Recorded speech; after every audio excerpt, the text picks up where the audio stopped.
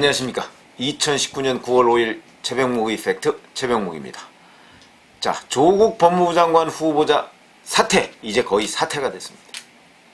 점점 더 키워가죠. 그런데 그 키워가는 주체가 보니까 야권이 아니라 여권입니다. 그래서 오늘은 최근 어제 오늘 사이에 최대의 화제, 동양대 총장, 바로 이 동양대라는 것에 대해서 말씀을 드리겠습니다. 동양대라는 거 언제 아셨습니까?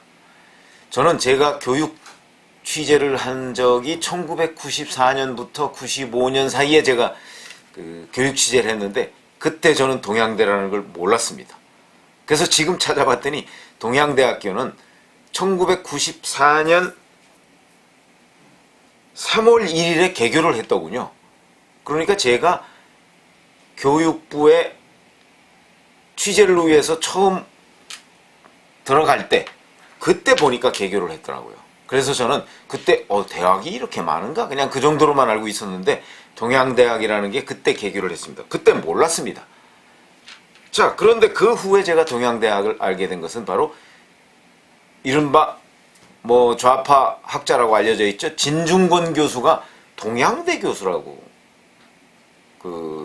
타이틀을 달고 여기저기에 강연도 나오고 해서 동양대라는 게 있나 보다 이렇게 생각을 했었는데, 그 후에 제 고등학교 선배 한 분이 동양대학교에서 강의를 한다고 하길래 거기구나, 이 정도로 제가 알고 있었는데, 바로 이번 이 사건을 겪으면서 동양대라는 곳이 정말 있구나, 어디에 있구나, 그것도 경북 영주에 있구나.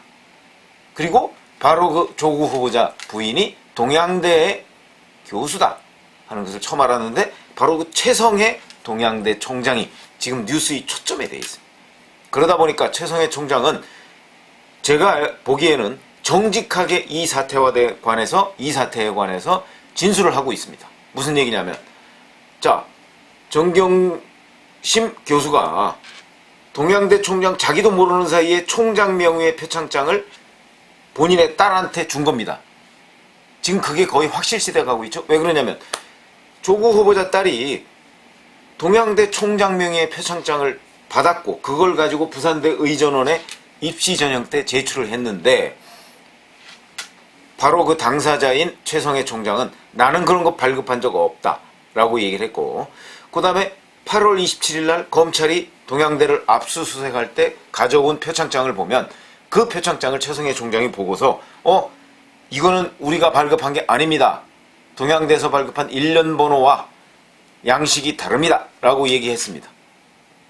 그리고 나서 그 후에 정경심 교수가 최성해 총장한테 전화를 해서 지금 우리 딸이 부산대 의전원 합격이 취소될 위기에 처했으니까 총장이 어학원은 본인이 그 원장으로 있는 곳입니다. 어학원에다가 얘기를 해서 어학원에 총장 명의의 표창장을 발행할 수 있도록 위임했다 하는 보도자료를 내주면 안 되겠느냐, 이렇게 요청을 한 것까지 최성해 총장이 기자들과의 만남에서 공개했습니다. 그래서 이 동양대 총장이 이제 그 논란의 중심에 서게 됐고, 동양대 총장은 전편에서 제가 말씀드렸지만 검찰의 소환 조사를 받고 오늘 새벽에 귀가했습니다.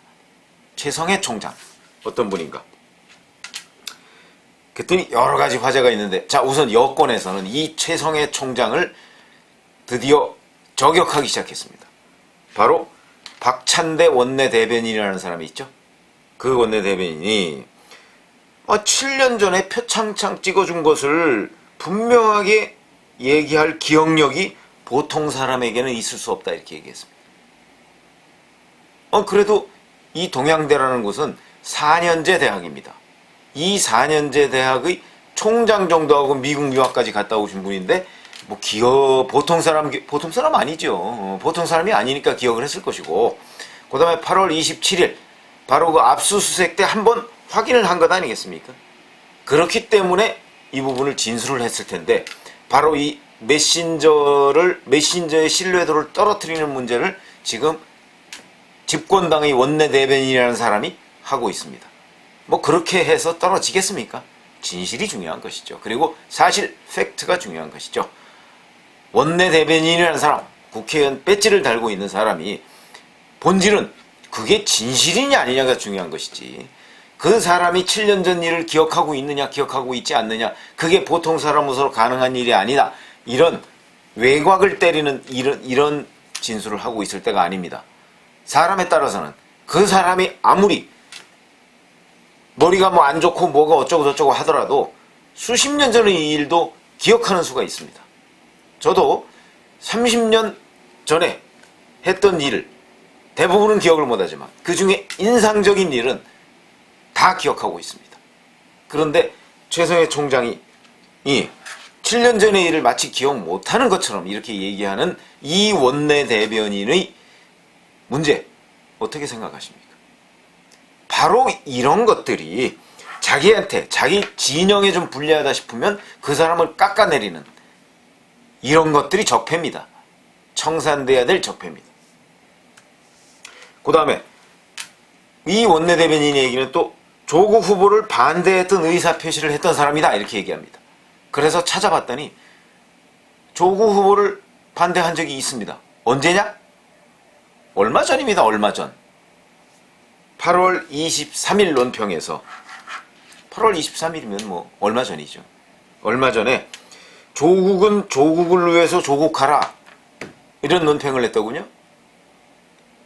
이게 무슨 얘기냐면, 바로 지금 조국 후보자는 조국을 위해서, 대한민국을 위해서 조국하라, 이거는 이 조국이라는 거는 한자, 이제 이게 한자로 약간 뭐 언어의 유희 같은 일인데, 그러니까 국면을 끝내라, 이런 뜻으로 쓴 겁니다. 그칠 조자를 써서. 그런데 8월 23일쯤 되면 잘 아시지만 이미 여론조사가 6대4 정도로 기운 상태였습니다. 조국 후보자 반대가 6입니다. 그러니까 최성해 동양대 총장도 이런 일반 국민의 정서와 여러 가지 상황을 놓고 조국 후보자에 대해서 반대 의사를 필요했던 겁니다. 아니, 반대 의사라기보다는 결단을 해라. 그러니까 국민 다수의 견해와 같이 갔던 사람입니다. 이런 사람에 대해서 어쩌고 저쩌고 지금 뭐 원래 반대했다, 저는 계속 원래 반대했다고 그래서 혹시 조국 후보자에 대해서 한 1년 전쯤에 조국 그때는 민정수석이었으니까요, 조국 민정수석은 민정수석감이 아니다, 뭐 이렇게 얘기했나 싶었더니 그게 아니라 며칠 전에 얘기했더라고요. 이걸 가지고 지금 동양대 총장을 깎아내리는데 활용할 수가 있습니까? 8월 23일은 이미 조국 후보자에 대한 국민적인 의견, 정서가 확고할 때입니다. 60%가 조국 후보자 사퇴하라, 그렇게 얘기할 때인데 거기에 동조를 했다고 그래서 이 사람은 원래부터 반대했던 사람이다? 이 얼마나 어불성설입니까? 그리고 법사위원회 간사죠. 민주당 간사입니다. 송기현 의원. 그 사람은 태극기 부대다. 그래서 이 태극기 부대라고 하는 그 근거도 보니까 8월 23일 논평을 근거로 하고 있는 것으로 보입니다. 아니, 조국 후보자 반대하면 태극기 부대입니까? 참, 이 민주당, 집권당 국회의원들의 이 단순 이분법적 사고방식, 그 배경이 궁금합니다.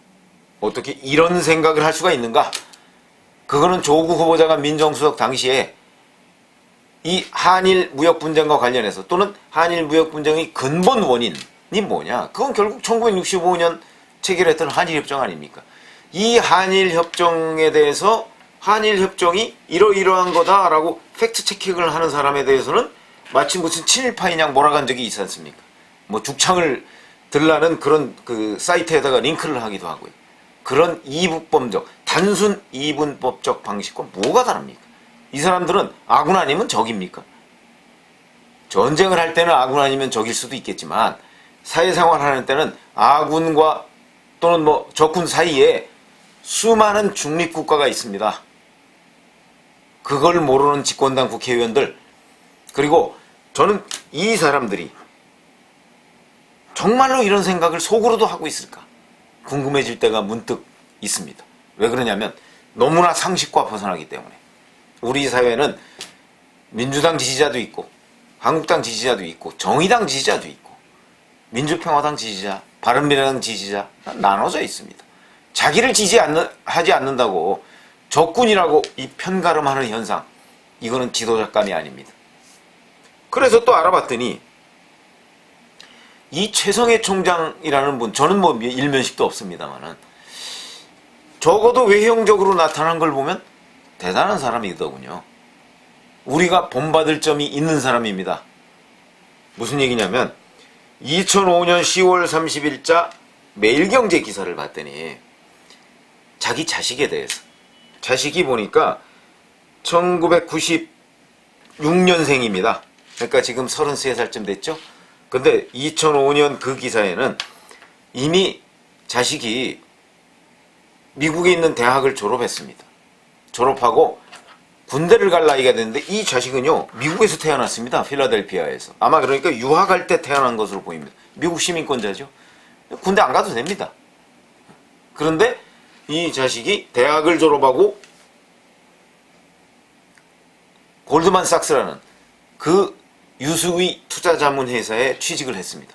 남들은 그 투자자문회사에 취직하기 위해서 몇 년씩 재수를 할 정도로 유명한 회사입니다.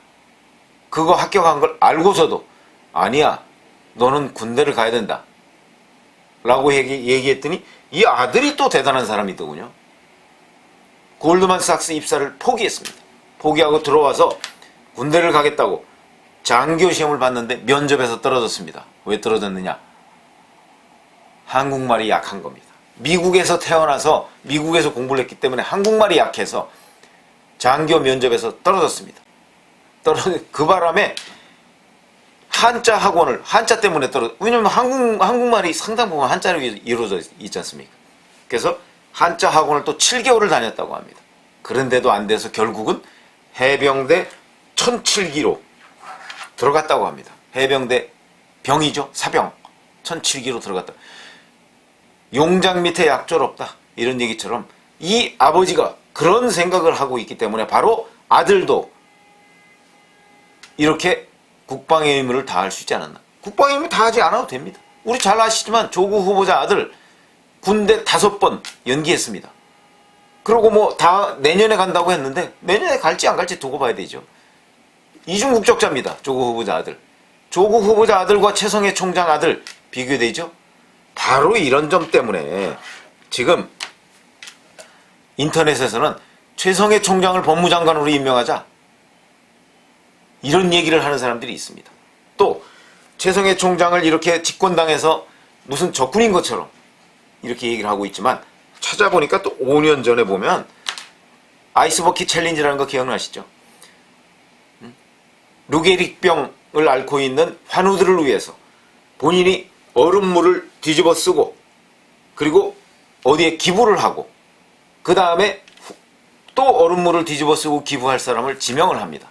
이 지명하는 사람을 3사람을 지명하게 돼 있는데 최성해 총장이 보니까 5년 전에 그 중에 하나를 조국 교수, 당시에는 교수였죠. 조국 교수를 지명했더라고요. 그럼 조국 교수를 호의적으로 생각하고 있었다는 얘기 아닙니까? 그런데 지금 집권당에서는 자기들한테 불리한 증언을 한다고 해서 이 사람을 태극기 부대인지는 모르겠습니다만 어쨌든 간에 이렇게 몰고 있습니다. 우리가 누구를 더 훌륭하다고 생각해야 되겠습니까? 아들의 5번씩이나 병역을 연기해가면서, 물론 그건 합법적입니다만 연기해가면서 아직도 군대에 안 가고 있는 그런 자식을 둔 아버지와 그 다음에 본인의 딸을 온갖 편법과 특혜 불법으로 스펙을 만들어서 대학에 보내려고 했던, 그리고 실제 그렇게 대학을 보냈던 아버지와 군대에 안 가도 되는 아들을 두었는데 그 아들의 유수한 그 회사의 입사를 포기시켜 가면서까지 군대를 보냈던 이 아버지와 그 다음에 이런 모든 사태를 진실을 얘기하려고 했던 그 아버지, 자, 누구를 훌륭한 사람으로 우리가 평가해야 되겠습니까? 결론은 나와 있습니다. 감사합니다.